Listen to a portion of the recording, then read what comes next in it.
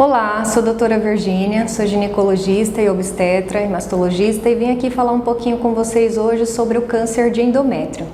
O câncer de endométrio, aqui no úterozinho que eu trouxe de molde, esse é o colo do útero. O câncer de endométrio, quando eu falo, eu estou me referindo a esse câncer aqui, ó. Endométrio é a área que reveste o corpo uterino, que nada mais é do que a área quando a gente menstrua, seria também essa região chamada de endométrio, tá? Então aqui está a visão para vocês entenderem que é um câncer do corpo do útero e que atinge essa camada chamada endométrio. E é só ela que atinge? Não, gente, o câncer de corpo uterino, chamado também de câncer de endométrio, ele não atinge só o endométrio, mas ele atinge também a camada muscular, que é essa musculatura aqui, ó, que está aqui ao redor. Então a gente tem dois lugares que esse câncer pode acometer: a cavidade endometrial ou então a musculatura, tá? Quando a gente fala em câncer de endométrio, é importante frisar os riscos, né? E aqui, como principal risco, fator de risco, eu vou trazer para vocês um que se chama obesidade, né? A obesidade no tecido de gordura, que é chamado tecido adiposo, a gente tem uma enzima chamada aromatase. E essa enzima chamada aromatase, ela produz hormônio, e esse hormônio se chama estrogênio. E esse hormônio é o grande vilão aí, porque quanto mais predominância estrogênica a gente tem, maior o índice da gente desenvolver a longo prazo um câncer de endométrio, tá? Então, o primeiro fator de risco, obesidade. O segundo, tabagismo. O terceiro, sedentarismo. Os tipos de câncer de endométrio. A gente tem o adenocarcinoma, que é um tipo, o carcinoma endometrioide, que é outro tipo. A gente tem também o carcinoma de células claras e o sarcoma. Esses são os 4 tipos de câncer de endométrio ou câncer. O sarcoma é o que atinge a camada muscular e os outros 3 é o que atinge o endométrio, tá?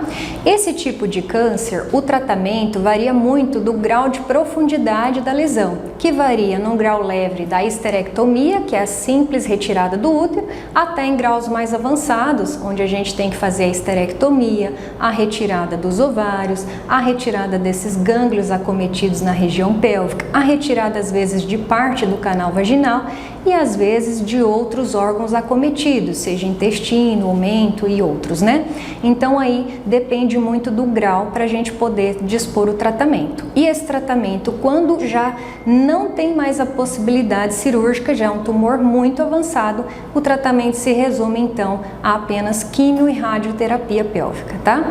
A radioterapia, a gente pode estar fazendo ela tanto radioterapia externa quanto a radioterapia interna, tá? A interna a gente chama braquiterapia.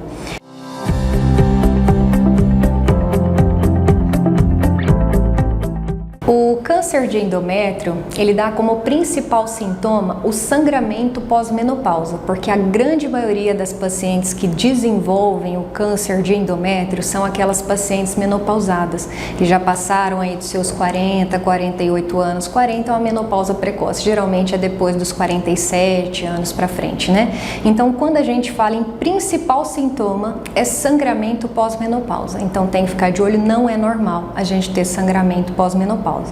Os outros mais leves seria dor abdominal, diminuição de apetite, cansaço extremo, massa tumoral palpável na região abdominal.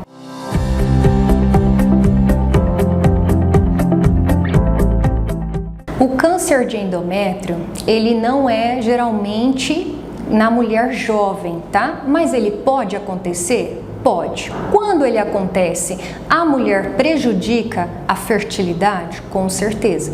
Nos casos iniciais, a gente consegue fazer um tratamento com hormonioterapia para preservar esse útero, se ela ainda quiser ter filhos. Mas nos casos mais avançados, ou onde a paciente não quer ter filhos, a gente então abre mão de tratamentos mais invasivos, como a histerectomia, e aí depende muito do grau de infiltração desse tumor para prorrogar o tratamento.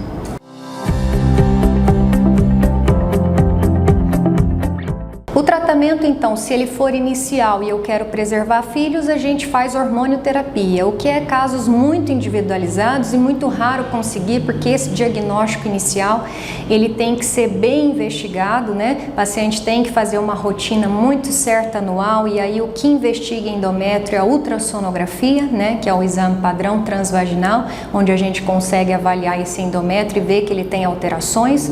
Então esse é o diagnóstico, a gente começa a suspeitar pela ultrassom e depois firma esse diagnóstico com um procedimento cirúrgico chamado curetagem uterina, onde a gente faz uma raspagem dessa camada endometrial e manda analisar para a gente então ter o diagnóstico da doença.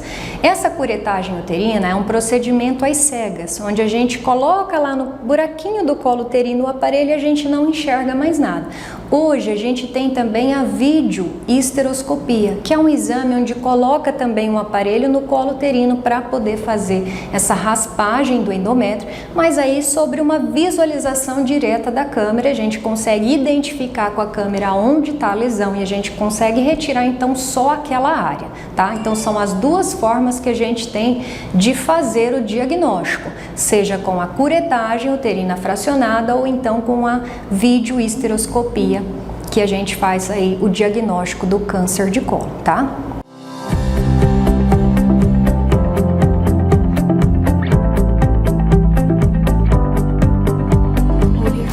A gente tem um grande número de pacientes na menopausa, principalmente, que é onde ele mais acomete, né?